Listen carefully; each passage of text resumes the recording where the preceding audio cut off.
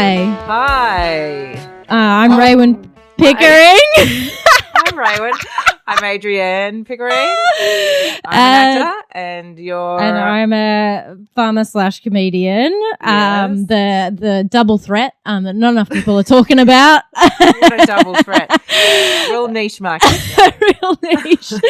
And this is our podcast, Is This a Job?, where we talk to people in Australia, creative people in Australia that are trying to carve out their existence, making a living, trying to work out, is it possible? Is this a job? It is definitely possible, but there are many ways of doing it. How do we do it? Yeah. So today we've got an amazing guest who Adrian and I, we've both known for many years, but Rohan Nichol. Thank you for joining us. Rohan, you've been on Red Dog, you've been on Home and Away, you've done theatre, and you and Ada, we were just talking about this. You guys met like 2 decades ago or something on a little show called Headland, if any real deep fans know of. My gosh. So that's when I first encountered Ada, and it was a good laugh, that show. I mean, it was a really great show. Good personnel. Be on. We met a lot of great people. Yeah. Yeah, I was gonna say it still seems like you're quite close with like as a group. Yeah, it seemed like it was a really positive show to be like your first little taste of I don't know about how you, TV Ro, works. but I met a lot of my really good friends on that show. It was very formative.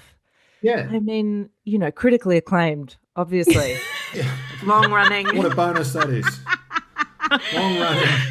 Well, But the the people in it, whether the relationships, like it is quite incredible to make so many friends. Yeah. We're all such ships in the night normally, aren't we? We Yes. sort of go, hi, you're great, bye.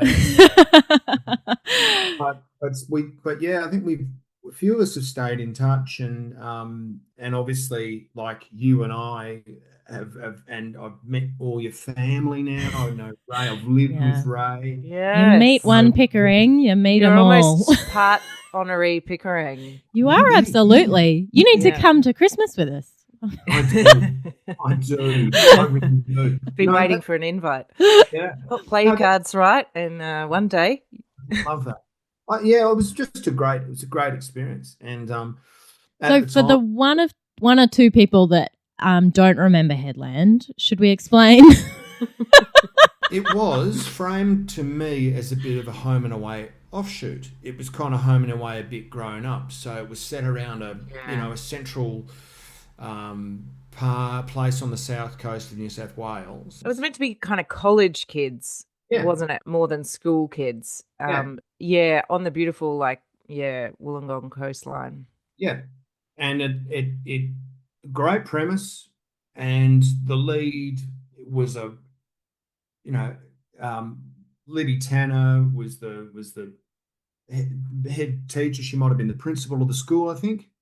Yeah, gosh, I don't even remember. No, she was a detective or something, right? Oh, that was you. I was a detective.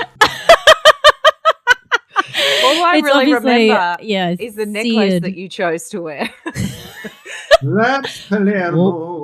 Whoa. Yeah, I was the Italian stallion. And as usual, and it's happened to me a few times, I was mixed up with a woman that could run rings around me in terms of, chops, gravitas. But I was 29 and probably looked maybe 35. And so Libby's... You were playing up, yeah. I was playing up. I was way out of my depth, and she couldn't have been nicer. But we got I got learnt a lot from her, and well, I was going to say that's often how you do learn the most, isn't it? In this industry, is sort of just been thrown in there. I can certainly say I've been thrown in there too, in that sense. And it's almost like just learning on the job, isn't it? Like doing a bit of an apprenticeship. Even little things like, I think I had an emotional scene to do, and I was giving all of my juice. The camera's like 15 feet away, and she said, just hold it in. They're coming in, mate. And of course, sure enough, by the time they're in there, I'm dry as You're dry. You're ready to go home. Yeah, I was ready for bed. So And of course now, now with the benefit of my years in the game, it's a great thing to be able to pay just just dole out your energy in bite-sized parcels and just Yeah. know how of having to be on how to be on a set and how the order of things works. And of course, in shows like Headland and Home and Away, and a lot of shows, it is, master, um, um, a mid shot, then maybe an MCU or a CU. That format, and having experience in that format a lot, just enables you to work efficiently in that way. So I tend to look at the call sheet nowadays and see how many minutes we're shooting a day. And if it's around the 4 minute mark, you go, oh boy, this is going to be, because I'm used to working at breakneck It's speed. going to be fast, you Cameras mean? and shooting 11 minutes in studio, or 16, sorry, 15 and 16 minutes in Wow. studio. That's so That, much, isn't it? for Home and Away with 3 cameras and maybe 10 minutes on location with two. So you make choices quickly, you leave them behind, blah, blah, blah. But anyway, wow. Headland was a It's really really good. something to keep in mind, isn't it? When you're a performer in one of those shows, because it is, I guess you just get used to, you kind of um instinctively do that as you get more experienced. But it is a big part of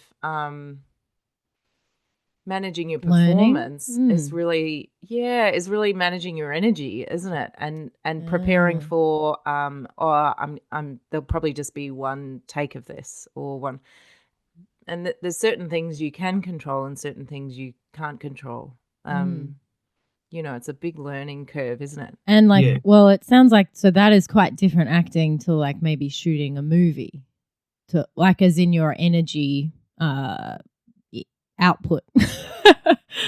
Hugely. I mean, depends on the director, right? Doesn't it, Rowan? Depends on the movie, if it's an indie movie or if it's a big studio movie like Red Dog or something. Yeah. Yeah, yeah, yeah. It's a Right. it's a very different thing. I'm very grateful that most of my work has been glossy, quick turnaround stuff because Do you you think you just you learn to prefer not. that? Um, no, no. I sort of take a. I'm the beauty of it is that, like, in a fairly disposable, like what we're doing is entertainment. Some of it's the very pointy end of disposable, Mm. and some of it's not. But and what I'm saying is, with all of it, it's all just lives and dies between action and cut, Yeah. and the rest of it, Mm. you know, what am I trying to say? I don't have a preference. I Yeah. don't have a. If there's good laughs to be had and I can make a living, I've given up being really. Yeah, I don't know. I don't know. I don't know what might constitute high and low art anymore. Not that we're talking about high and low art, but No. no, But no. that is I like it all, man. I like it But do yeah. all. you feel satisfied by it, or has that been like, is that really hard to come down? I guess I feel like, do you get your satisfaction from somewhere else other Yes, than, yeah. other I, than the work of being an actor? Yeah. well, What I is it? think with something like Home and Away, the satisfaction I got from that was, number one, within the work, getting yourself, keeping yourself in shape, keeping your head together, keeping your head in force, Gotta get that beach bod. being a nice person, being up and okay for people. That's the whole art of the art for me. That's the lifestyle, working yourself around, channeling your best efforts towards being a good person in the moment. That's the satisfaction in the work. Making it, taking it and making choices with it, whatever, that's great, but it's assumed that you can do that. Like, it's assumed that you're going to be able to take it seriously and all that sort of stuff. But everything that comes around it for a period of 3 years, that's one part of it. That's the work around the work, or the art, the life around the art, or the art around the art, whatever, whatever. Um, the other stuff is what I call the spoils of war, because of home and away and because of sort of everything else I've done in my life, I'm able to, I mean, I was able to live a good life, buy a house, restore a motorcycle, and stay alive within it. And that is what gives me satisfaction. Yeah. I can't point to any stop and go, that stands out to me as what I'd like to be. It's staying alive within it and fronting up for the next whatever it may be, no, yes, or whatever. That's what I get satisfaction from, that I'm still here, sort of. Yeah. The people that are gone the long journey on this one, like Ada, and like all the people, like your Lisa McCunes, your Eric Thompsons, whatever, they've got a lot to be proud of because you can if you can sustain your hunger for it, and like Ada and I can tell you all matter of stories about having your head completely messed with by something or whatever, and then you go on this emotional journey. How much do I care about this? How much do I care about this? What will suffice? We do self-tapes here and there. Just getting yourself up and not listening to other chat in your head about they're not going to watch this, whatever. Right. Yeah. That critical sort of failure chat. A comparison chat. Yeah, all that sort of stuff. A lot of artists we talk about that, like comparing yourself to other creatives, and it's really it's such a hard to play your own game. Yeah. There's so much comparison in this world, and maybe even more so with the social media, like just like getting more and stronger and stronger and stronger and more promotional, and I don't know, that arm of things is I think that arm of things, obviously when we were starting, it just wasn't a thing, you didn't have to, there was no one was checking anyone's socials to see if they how many followers. I really don't know how that happens. I'm not in those rooms. We're not in those rooms. But the pressure to maintain a presence or whatever like that, which I don't actually feel, but I did get onto Instagram on home and away to why not? And it's been fine, but I just take it and okay. So you don't treat it like a big part of the job, Not really. Yeah. Only because when I do post something, it's about my life and about the stuff that I like a gig or whatever, and that's more interesting than hey, we're on set, and because I sort of don't know about you, Ada, but I don't take my phone on set. I just don't. I don't like it. It also, in some ways, helps not to know how to use a phone very well. I find. I mean, it's not helpful for the people around you, where I have to send you a constant. It does mean that Rowan has to do all the stuff, but I'm not very good at that, and so I just don't. I use it like a dumb phone, really, and don't take part in it. But that's probably just me being very curmudgeonly, I think. So, Rowan, we just dived straight in, but one of the questions that we often ask people is to maybe like self-describe. So, what do you put on the forms? Like when you're asked, "Oh, what do you do?" What do you write down, or what do you say to people? Because because we've found a lot of creative people, you do have that self-doubt, like so much. So we find so many different answers. It's so fascinating. I was wondering, what do you say? Actor. Great. Yes. Without even blinking, you're like, yeah. That's good. I'm on that walk, man. This on that walk. I mean, you're 20 years in. Did it take a while for you to be like that confident and so direct? You came through the Whopper tradition, didn't you? Which is, for anyone out there who doesn't know, WA performing arts is Whopper, right? Yeah. Yes. So acting school over there, and a pretty tight knit group of actors. And have you ever you go back and do a bit of stuff over in Perth? I know you have, family commitments, both sides. Is that something that you do quite easily? Or do you think it's helped career wise to be able to kind of jump back and forth, or is it just going wherever the work takes you? Going wherever the work takes me. There's a good thing that happened recently, though. I've been trying very much to to try and ingratiate myself with Kate Champion, who's been she's been the artistic director of Black Swan now for well over a year, maybe 2 years actually. She's in her first season of programming, of her own programming now, with a view Black to Swan being Swan, WA the sort theatre of company. Yep. flagship Oh, WA right. theatre. Yep. And I've known Kate Champion's work for a while, and she's very highly respected. Anyway, so I teed up a meeting with her because I'd like to work over there. I'd like to open, Yeah. like it's all to do more theatre or TV or well, whatever comes, Yeah. whatever comes. But until I see lots and lots of TV getting made over there, they've got little tendrils over there in the way of friends and whatever. But it's theatre, Yeah.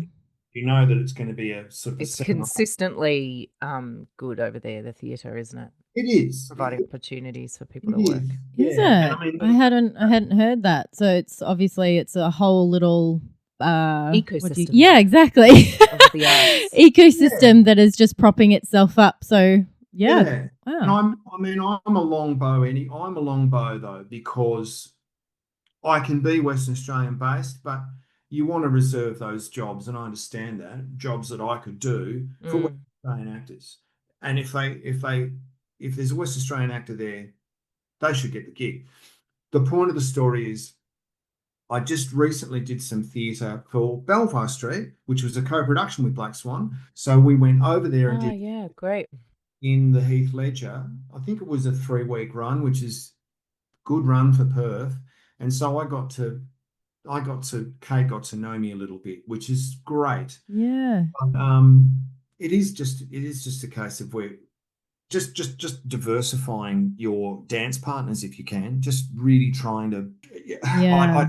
To be like, I live in Sydney. I'd hate to just have my field of reference be wholly and solely Sydney. Yeah, it's going to be the eastern seaboard because that is where the majority of stuff is. But any little trickles off of relationships that you've made over the years that might turn into something outside where everyone is looking to do well is a good thing. Yeah. Like voiceovers, Ada, like voiceovers. Like it took me 20 years to get into 20 odd years to get in the voiceover game. And now I just go, why did I leave it so long? Yeah.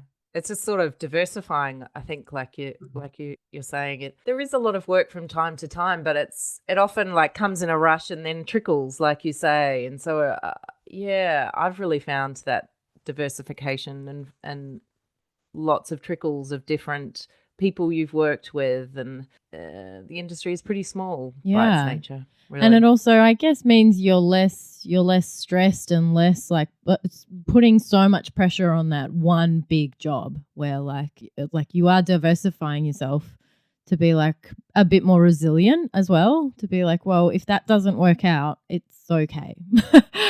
You're not putting all your eggs in the one basket, which I think is a bit of a like a trap to like younger people. And I think like I kind of had that as well, and like lots of other friends. I'm sure maybe you two were the same, where like when you're younger and you're just like, you're starting out and you have like the stars in your eyes and you're like, yeah, I'm going to go to Hollywood.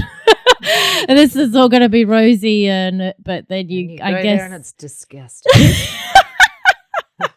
Well, so hold on, let's go back, to Whopper, Rohan. How was that process of like getting in? Because it's quite a prestigious school, right? Like, so you were out of high school, you auditioned?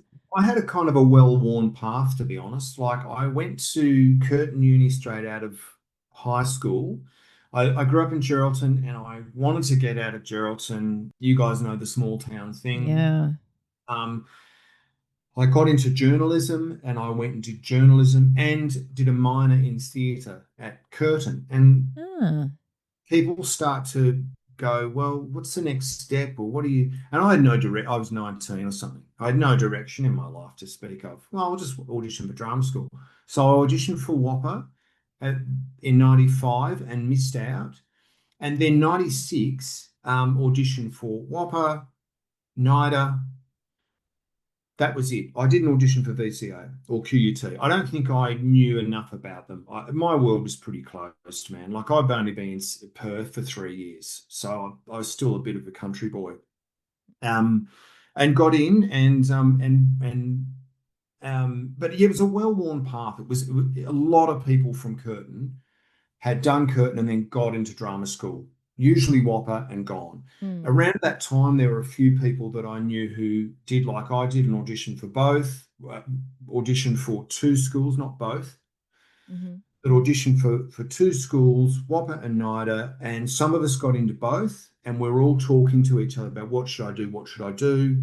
I stayed home and really glad I did. But it was as I say, there were a lot of people that before me that had gone to Whopper, and it was a great school and it's low key. As I say, it gave me direction, Yeah. So you could see it becoming like a glimpse of a career. You were like, oh, I could do this. And you were. Yeah, I could. Yeah. I think in my third year at uni, there were only about 4 blokes in my year. So we got how big's like the roles? Yeah. 20-something people, and 16 of them were women. The upshot of it is I got a few roles that got my confidence together. Yeah. Just got my confidence together. And I thought, and I was a slacker as well, like a lot of people do. I socialized and booze and all that sort of stuff. But yeah, as you know, Ada, there's nothing like getting into drama school to sharpen up your game in terms of your punctuality, in terms of your la la la. So they do expect a lot of students, don't they, in those acting schools? For sure, it's still gentler than the business is going to be, generally speaking. That's interesting. So, do you think it actually like helped set you up? I mean, obviously, going to school for it is like that's the design of it to help you in the industry. But do you think they are just hard on you to teach you those things to succeed? Or I think they're hard on you to get you, at least at Whopper, to get you over yourself. Over your ego, or sort of get you over your winning formula, if you want to say. Like we all come in there with a winning formula or whatever, as tenuous as it is. But I think, like, I consider myself to be pretty malleable now. The versatility that the thrust of it for me was getting you to just be adaptable, and of course handle your shit, be on time. Do your voice warm up. Like the voice warm up the amalgam of stuff that I've put together in a good half-hour voice warm up for the stage, at least. I've been doing that since I graduated, and it's like I say, I got on stage at bloody Belvoir and hadn't done a voice warm up in ages before our starting to tech and all that. And that stuff just came right back. My voice came right back. I'm not a noted theatre actor. Like I haven't done it. Like I've done it, but haven't been a fixture, if you regularly. You jump around on all the different mediums, like most people do. But yeah, here's your framework. Show some respect. Get over yourself, etc. Yeah, that makes a lot of sense. And then by the time you're in third year, there is a gentle. It seemed to me a gentle loosening of the reins in terms of what they programmed for us to do, how I felt.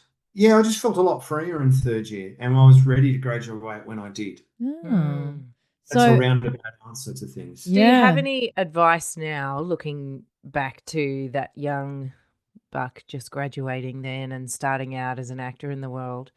Looking back now and what you've learnt about it, is there anything that you would wish that you would have done differently or known? I think in terms of my personal habits, I think I probably would have said to my younger self, don't drink so much, because it affects your moods. And I'm a anxious person. It affects your moods in ways that you don't know, and what you're bringing into a room in ways that you don't know. I think I've always been a fairly nice bloke in the game, but the little bits of impatience and whatever that I've exhibited over the years, and I know I have, I would like to have. I don't think it's hamstrung me. Like I'm still here. I still am fine. I still do okay. And I've got it. My reputation, I think, is pretty sound. But but when I look, the other thing as well is I look back, if I'm ever looking at footage, years ago of me. I'm not giving myself the best chance. I can see stuff in my face. I can see stuff. I'm not giving myself the best chance. Just there's just another 20% if I could go back. The way I prep now and how I approach it now, I try not to leave anything to chance as far as what I can take care of. And I wasn't always that way. It wasn't always that way. Wasn't always in the best of shape. Wasn't always, I don't know. I probably just maybe taking yourself a bit more seriously in terms of what it is you really want, rather than those, the temptation of what's in front of you, which is like to be the life of the party right now. Yeah. I'm not filled with regrets about any of that, because, as I say, I probably wouldn't be doing part of the journey, isn't it? Yeah. It's a funny question in a way, because we all wish that we could know that stuff. But of course, most of it you find out through your life. But it is interesting, actually. Like, quite a few people that we've talked to has said that like they wish they actually didn't drink as much, or like they didn't feel like you have to go to every party, or that you have to do every networking, meeting, like, because you do put so much pressure on yourself, I guess, to just have so much energy and you be busy and all these things. And maybe it's actually not like helping your own internal monologue. So you're not actually showing up and being the best person that you can be at the job. Yep. Yep. So when was you graduated WAPA? Did you get an agent? Yes, I did. Oh, yeah, I did. Everyone talks about that as like that. Isn't that the turning moment? Or quite a bit of pressure, isn't there? Well, it is a bit of a meat market, and that's what you're not really used to. At least where I'd trained. When we got out, and I'm sure, I don't know if it was the same for you, Ada, you do a showcase in Melbourne, you do a showcase in Sydney. And both of those things, there's agents watching you. And if they see something that they like, there's a system where they can, I think, tick a box, or, and then you get the results and you reach out to those people and say, hi, you might have seen me, la, la, la. Oh, that's nice. That's better than there's some comedy. It's nice if you get it, but some people are very talented and very great and might not get that and have to carve their own destiny. But, absolutely. Yeah. I was gonna compare it to, there are some comedy competitions where like it's like the biggest a round of applause wins. So at least you didn't have to suffer that kind of indignity. Just one agent clapping. But so that's great. So, but you got an agent. Yeah, I did. I remember two agents being interested in me. One was Lisa, and one was Alan Wilson. At the time, Alan Wilson and Lisa Mann, well, particularly Alan Wilson, had all of the people my age who were on the make and all that sort of stuff, and he was interested in me. Lisa Mann also, and I went and saw both of them, and I couldn't make up my mind. I was just like, I don't know what to do. I was racked with indecision. And I eventually talked to people like you do, people who were ahead of you maybe at drama school, who'd gone with one, who'd gone with the other, and whatever. And I went with Lisa, and I'm still with Lisa. All these years later. Yeah. Alan Wilson then folded I think 2 years later, and all of his actors either went to, I think, Sue Barnett, or were out on the street or something. Anyway, look, so I just had no reference point as to what was the best way to go. There were a couple of people, and as we all know, that, like I say, people who are ahead of you, maybe the year ahead of you at drama school. In our thing, it was a tightish knit sort of thing, so you could reach out to them and go, how's your experience being with how, and talking to younger people. It's, I don't know what I'd say to a young person about this agent's interested in me, this agent's interested in me. I think I'd probably just say to them, look at their books. It's a bit of a gut thing, really, isn't it, too? Like it's most people want a fairly long-term business relationship, but some people move around a bit more easily. But I'm a bit like you, and I never understood that. I would have mm. thought, I'm not trying to talk out of school, but moving around, it just It seems fraught with stress, doesn't it? does. It does. It does. It does. Anyway, I've been Anyway. lucky. Like I've had a good relationship with Lisa for a long time, and there's a shorthand there. So, and I can't see myself going anywhere else. Mm. So I Wow. was lucky like that. So Yeah. tell us about music. Has that always been a part of your do you like, is that a hobby for you in a band right now, Ro? Because I know you've had a passion for guitars for a long time. Yeah, I play on my own nowadays. I was when COVID happened, I was living in Castlemaine and I was like I couldn't play with anybody. So I was just writing stuff for me. And I'd always played in bands. I'd never um played as an acoustic person on my own. And as soon as COVID lifted, myself and a good friend of mine, we just started playing around what we call the Goldfield circuit. We'd play in Dalesford, I would take a set, he would take a set. Yeah. You mean at a pub that has live music? Is that Yeah, what you mean? yeah. Yeah. Yeah. Dalesford, Malden, we went to Pacas Marsh, Yeah. and obviously in Castlemaine a lot. It gave me a lot of confidence. And yeah, so I'm a Mm. solo performer now. I've been playing guitar since started acting. So I sort of started like Mm. at 18. And I just have always plinked away and had bands and whatever, not good ones, but it's always just been a good thing for my head. I love it. And as everyone says about their own hobbies or own pursuits, you're in control of what you're doing. No one's giving you a tick and a cross or whatever. Yeah. Here and there, I've done it in work, like in for a show or something like that. Yeah, you've done some musicals too, haven't? I mean, you're obviously a good singer. Yeah, and I keep saying this, but I've never learned to read music. And if I had have, I've been in musicals with people who can sight read and can make adjustments on the page to what, and I have to record everything because Mm. music. Um, but Mm. I have done musicals and it's great. It's great. It's just another thing. But that is where I feel like a bit of an imposter. I don't feel like an imposter in much nowadays, but I haven't Mm. done a musical for, look, a decade now. But the last time I did one was with our friend Jolly James. I was going to But say, we've spoken to Jillian on this podcast. yeah, Yes, yes. and he's obviously wonderful at it. And Beautiful, yeah. but yeah, that's where I feel like an imposter, only because it's a whole different discipline. Singing Yeah. 8 shows a week, preserving your Mm. voice, realizing you don't have to go Mm. for every this. If you're an ensemble, someone else can carry that because we're all strengths and weaknesses. Someone else can carry that bit. Don't give it the berries there if you know you've got to Right, Oh. preserving the energy. Yeah, Yeah. yeah, yeah. Eddie Perfect has given me a leg up lots. He wrote that musical Warning Yeah. Yes. and a bunch of other things, and that just That's Shane Warne musical. Yeah. came on Mm. the music anyway. Yeah. So, but playing an instrument is really it's great. It's great. And do you enjoy the solo aspect of it too? Like, is that sort of, I guess there's I can see how joyful it is for you being in those big group musicals, but then it's a different thing playing by yourself too, isn't it? It's more Yeah, meditative and yeah. quieter, and like you're in control of it. And It's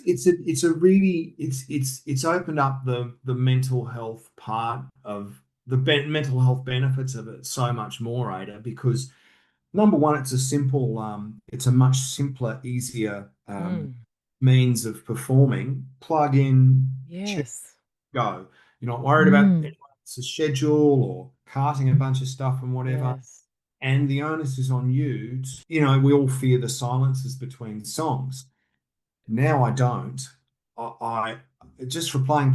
Anyway, yeah, it has been the best thing for my head and has really opened up. It's taken the pressure right off me there's once a time, God, again, 20 years ago when I was in a band and that's all I wanted to do. I think after Headland finished, I'd saved a bit of money and I just went, I'm going to take a year to play guitar. mm, Do anything else, I just want to play guitar. And like fair Wow. enough, property, but I really wanted it to be something, and now I don't really need it to be anything. I'll make an album eventually, but I just need to go up there and perform for 45 minutes on my own. And of course, your brother inspired me a great deal in that regard. Like, I know he doesn't Yes. play solo anymore, but as a solo performer, there's a virtuosic element to what he was doing. The songs are great. He's so witty, and was very, very influenced by Chris in that regard. And I don't know, but it's given me a lot of confidence. And it Do you seems sing your own? Sorry, I was just going to ask about the writing role, or do you do songwriting yourself, perform your own stuff Yeah, now mostly, or a bit yeah. of covers and a bit of No, I don't really do covers. I might do yeah. one. I might do. There's an old Tony Joe White song that I'll throw in here and there, but it's just a staple that I hit. That it's like a reset button for me. That I just sort of Mm, look up. If I need to shake a few things off mm, and get some easy money swagger to me, but the rest of them are really hard songs for me to play and sing properly. So they're a real uphill battle for me to get right and to get the pacing right and to just get the dynamics right and not mm, whack the thing. Because when you're playing on your own, the constant thing of playing live is hearing yourself properly. And in the heat of the moment, you don't sometimes look after yourself as well as you could, whereby you're saying to a sound person, could I please in my fallback just blast me with me so that I'm not having to whack myself to whack the guitar to be heard? And what I'm saying is, yes, I write my own stuff, yes, I play my own stuff, and I find it very challenging to do it well, which is Mm. great. Yeah. Yeah. So do you think actually that having that as a hobby or as a side hustle or however you would describe it, it's actually helped your pursuit of your acting career? It's actually helped your own like internal satisfaction of just being like a bit more, I don't know, well rounded, or I don't know. You talk to some people and they're just like, oh, to succeed, you just have to be obsessed with it. You have to just go for it and not focus on anything else. Whereas I think it's really interesting the people that kind of don't do that and they're actually more open to, well, I think it's nice to, you shouldn't just be obsessed and with one particular thing. I think it helps your whole development as a person to maybe have that as an outlet. Like, would you think that's what you've kind of done to set yourself up? Yeah, I would 100% agree with that. But it is horses for courses, personality wise. Yeah. If you are a built, if you're a built people, if you're a people person, let's say, and you're built and you get energy off other people and all that sort of stuff, then you can probably, it's probably not going to burn you out or damage you as much by waking up in the morning, doing what you have to do, and then thinking about what you have to do to get ahead. Mm. Which is all, I guess, I reckon that is as well a part of a balanced diet in the arts, Yeah. thinking about what you can be doing on your end to get ahead, but to zero in on it. I mean, there's only so much you can do. There is only so much you can do to make yourself successful. One of them is handling your personal habits, as I touched on before, handling your presentation, handling your head. But the handling your head, as I say, for me, if I didn't, yeah, you've absolutely got to have other stuff in your life. Yeah, being a well-rounded person can only help apply you to whatever you're tasked with doing. Like, oh God, like you, Ada, I'm a jobbing actor, which covers most of us, which means that whenever you find yourself working, you're exactly right for that job. There's no one else they could possibly get because they would get them. mm-hmm. So you can relax. But the reason that you're right for the job is probably to do with how well-rounded you are. Not, Oh. not because at Yeah. our stage, having stood the test of time, having good chops, hopefully, being an emotionally mature person, which is a whole nother, it's a whole Whole other nother, thing. yeah, it is. It's as important as anything. Yeah. But being well-rounded in terms of your hobbies, in terms of what you use, as I say, my term is the spoils of war. I use the spoils of war to have a nice life. Yeah. Plus, I work a day job, which I'm sure you're going to ask me about that, but I work a day job as well. All of those things take the heat off you to make every post a winner or die. Yes, the stakes are high. Yes, you've got to do well with every opportunity, But Jesus, man, I mean, I've already had all the crushing lows that I want to have as an actor. I've already had them. I've already had all the insults. There's more to come of those, I'm sure. I've already had all the slights, and I've already moped and cried all that I want to do. I don't want that shit anymore. I don't want to be a slave to it anymore. So the only way around that is to just have other things. It's a good ancillary part of your life that's meant to be. I'm rambling now, but as I say, Ada, you'll know what I mean when I say when you are working, life's a beach. There's an ease to things. You know what you're doing. People trust you. People take you seriously. And you can easily get suckered into thinking, it'll always be like this. Because it is an ease. I could get used to this. Absolutely. And of course, it will vanish. Yes, it does come and go, and that's part of the learning of it, isn't it? I'm always banging on about exactly the same thing, I think, that you were just saying, which is to have a really full life so that, yes, you really care about your performance, as a performer, as an actor, and you care about the jobs and you want to give yourself the best chance of doing a really good job in them. And I want to feel proud of, the jobs that I do as well. But that it's not everything, that it's not going to be this huge weight of disappointment if someone out there says something not very nice about my performance, or because they will, they always will. There'll always be people saying that, and then there'll always be jobs that I don't get because someone else is, given that role at that time. And so I think I just am in total agreement that the more you have going on and you realize that it really isn't everything. It's one part of what you can do, but it's certainly not everything I can do. Like, there's 80% rest of me that can do all the other stuff and feel great satisfaction and enjoyment from it. And it's a much healthier way of being, I think, and more the direction I want my life to be. Are you still doing upholstery?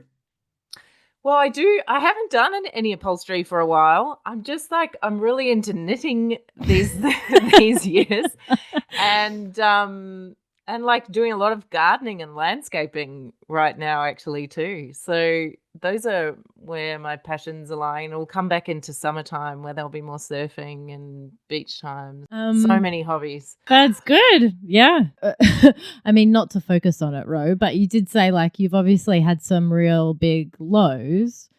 Did you want to, I mean, everyone goes through them, but is there a way that helped you, or maybe a time where you were like, I don't know if I could do this, and what helped you to be like, I do want to keep doing this? Or can you talk about a time where it was like, okay, I'm not cut out for this, or like this is too much? You also don't have to if you don't want to. Or is it just time working through those things, or is there particular things that have helped you? Or time. Knowing that we all have them, and it's certainly not, a reflection on you. No, my agent's helped me out a lot through those times. My agent is certainly doesn't bother me at all, but I've had a couple of chats over the years where I've been in despondence about this or that, and they've always said, just hang in there, just hang in there, hang in there. And after that happens often enough, you know that the wheel will turn. Yeah. Right. But there was one time where I became a postie. Really? Yeah. I'd had enough. Actually, it was shortly after Headland, and I went and did a terrible movie called Fool's Gold. And had such a rotten time that I went, to hell with this, and I went to become a postie because I wanted to go. This is me seeing ahead. I wanted to live in a small town and just piss it all off. Yeah. So I went and became a postie and worked in the public service for, God, I lasted 4 months. Something came up after that ages, but in a way, this is going to sound bad, but in those times I've had a adversarial relationship with it and gone, I don't want to be beholden to you. It's kind of like being in an emotionally abusive relationship, whereby the highs are awesome, but then no one called. You feel, you're clutching the bedclothes going, what did that all mean? Rocking slowly. I tell you. But look, yeah, I've never, and as I've grown older though, so look, in the early days when I was like, to hell with this, I did look outside and thought, blah blah blah. It didn't pan out. Yeah. Then something came up. Yeah. Then other times where I've gone, like '08, I think, just after I got married, nothing was happening, and then my name was getting misspelled here and there. Salt in the wound. So frustrating. So frustrating. But then at the end of that year, I did an audition for Shirley Barrett, the late Shirley Barrett, and got a role in a feature film. Beautiful Shirley. Oh. And it turned. I stayed in it long enough. I don't know. And nowadays, of course, what I feel is that this profession has been a making of me. Mm. So I would never turn my back on it, because without it, I don't know where I'd be. Probably be pretty unhappy. Mm. Pretty unhappy. I really consider it a gift now to keep doing it. Yeah. Even though it's a pain. Like, hey, you're talking to me in a good patch for me. I've had a bit of work lately. If fast forward 2 months, doesn't it? Fast forward 2 months, I might be in dire straits. Hey, as you were talking about that postie job, I feel like I have this recollection of the day that you quit and talking to you. And I think like you were so cross and you said something like, I just can't do it anymore. None of the packages are ready. They're all in the wrong spots. You were just like so angry about all of the parcels being in the wrong spot and nothing being organized. And you had to go in there and like you were so...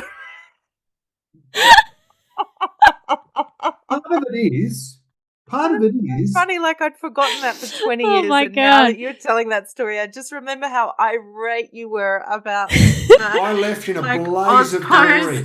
If anyone in 09 has a missing parcel. I'm sorry. I know that I ruined at least 2 people's day that day, because someone's got to deliver the mail. I went in, and the Open Road magazine, the NRMA Open Road magazine, which is supposed to be in every single pigeonhole ready for me to bind up, put on my bike and go, all over the floor. And this had been a gradual build-up of little things that had slipped through the cracks, and so I was getting held up. Anyway, I went in, saw the thing, and took my lanyard off, plonked it on the thing, and left in a blaze of glory. Oops. On top of the piles of the just NRMA. walking over the piles of the NRA magazine. Well, it was either that or, that term going postal. Glad you didn't choose that option, my friend. As am I. But yeah, no, that's what happened to me. Yeah. So funny. Look, we're not all cut out to be postal workers. There's a certain kind of mentality I think you require, certain patience for a different job. Yeah. Different job. Oh, Rohan, it's been very lovely talking to you. So great. Just wrapping up, Ray. What's one of those questions at the end that we ask? So do you think, I mean, this is a big question, but do you think this is a job in the end? Because you have said you have to supplement with a day job, even after people would look at your accolades and be like, wow, he's a very successful working actor. Yeah. He's done it. Yeah. That's, that's it. Do you think that's actually life for an Australian actor? That, it's really easy to just make it? No, I think it depends on what you want. Because I have, at many stages, lived off my savings. I've at many stages gone, I've got X amount of money in the bank and this is what it's for. It's for me to regroup, to live a good life, to whatever, and something will turn up. And that is perfectly achievable. You can. If you're using me as an example, or someone who's maybe lasted as long as I have, yes, I think it's absolutely reasonable for someone to go, no, this is what I do. And in the downtime, I do my other things. I'm not worried about the wolf at the door because I've got these savings. I used to do that. The reason I don't do it anymore is twofold. One, because I want to own more property. So I don't want my savings, the spoils of war, which in all the time that has gone since I used to live like that and used to live off my savings, I now fully appreciate what they're for. They are for me to set myself up. And owning property already gave me an appreciation of I can't be messed with now. So now I'd like to own more property, to be very honest with you. So that means that my spoils of war, if there's big things that need to be paid for or we want to go on a holiday, yeah, we dip into it, but it is our nest egg. I work a day job to grease the gears of everyday life so that I don't have to hack into that. The other, so that's what it is. If I didn't have that goal in my head to own more property or to be more financially sufficient, and I would live that way because I should, because I have been successful, no problem. But I just want these other things. The other reason, and I'm glad you asked, if I work a day job, it means that if an opportunity comes up, let's say there was an ad that came through the other day. And like a lot of ads nowadays, the amount of exposure versus the amount of money that was on offer, it just wasn't great. And I passed. And I would have I have no worries with that because I know I'll be okay because I've got a day job that keeps my bills paid and my rent paid and this and that. It stops you taking a shitty offer. Yeah. Another job came up years ago, and I'll be very quick, whereby it was a life-changing job. Oh. And the first offer, and I was working selling wine. This is 10 years ago. Yeah. The first offer came through. I wasn't interested. I'll be fine. Second offer, still not good enough. Third offer, I still didn't want it. And my agent said, "What do you want?" And I said, "I want this much money." And she said, "They'll never come to that. Are you prepared to walk away?" And I said, "Yeah, I think I'll be okay." Because I was working a day job and I went at the back of my head, I think I'll be all right. Yeah. They came back and gave me what I wanted and I went and did the job. I think if you want to not be as beholden to the vicissitudes of the whole game in terms of financially, which is a big deal for me, it behooves you to try and get something else in your life that can pay the bills. If not, you can certainly live off your spoils, but push might come to shove and you might have to do something you don't want to do. Yeah. So it sounds like it gives you more power. It's about empowerment too. Indeed. Yeah. Wow. Well, it sounds like you've been very smart, very financially savvy as well. That's good advice we can all take on board. Take care of your super, kids. Yeah. Yes. Take care of your super. Voluntary contribute if you can. They are your friends. Yeah. Thank you, Thanks, Ro. Thanks so much for jumping on the Zoom. Yeah, thanks so much for doing it. It's so great. So interesting hearing about this. Everyone sort of similar but different. All these different creative jobs. So, what are you working on now? Have you got a job in the pipeline? Have you just finished something? Are you about to promote something? What's going on? I just finished doing My Brilliant Career. I did like a handful of episodes of My Brilliant Career in South Australia. I've just come off that. Wow. And that was, I got a phone call saying, "Do you want to come and do My Brilliant Career?" And I went, "Thanks very much." I went, "Someone remembers me, which always is wonderful." So I've just done that. I'm back home. I'm working a little bit, playing a bit of guitar, trying to write more material for a record. Little Goldfields tour coming up anytime soon. Oh, possibly. I've had a few shows here in Sydney. It's great, again, just rock up, 45 minutes, bang, bang, bang. Yeah. Beautiful time. So good. If anyone wants to find out about your music or where you're playing, is there some way they can find out about that? Or just my Insta feed, I'll let you know. Okay. You've got to follow me. Okay. How do you follow? What are you called? Rohan Nichol, just my name. Yeah, great. Beautiful. We'll put it in the show notes, but give them a follow. I love when you post. It's not often, but the quality is there. It's quality over quantity. I can appreciate that. Your quality is uniformly very high as well, my dear. So that's high praise. Yeah. Oh, thank you. As I am also a non-frequent poster. I don't really want to be on it, but it's one of those things. You got to do it. Yep. But Gotta yeah. do it. Well, great. Thanks, Rowan. It's been so nice to talk to you. No problem. It's a genuine privilege. Really, really. Thank you. Amazing. Right, Okay. do I sign off now? What happens? Oh, yeah. We'll disconnect we'll you say, and go on your merry way. Thanks, Rowan. Right, You want to just keep us here for the rest of your day, and we'll just zoom through. You don't want to see me cleaning up after dogs. So well, that's all right. Thanks, thank you. Thanks, Ro.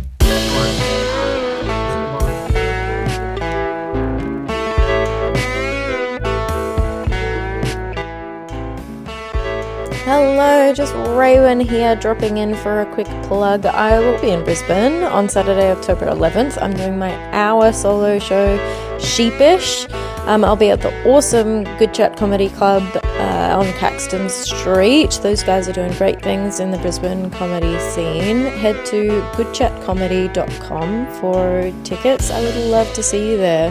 Bye.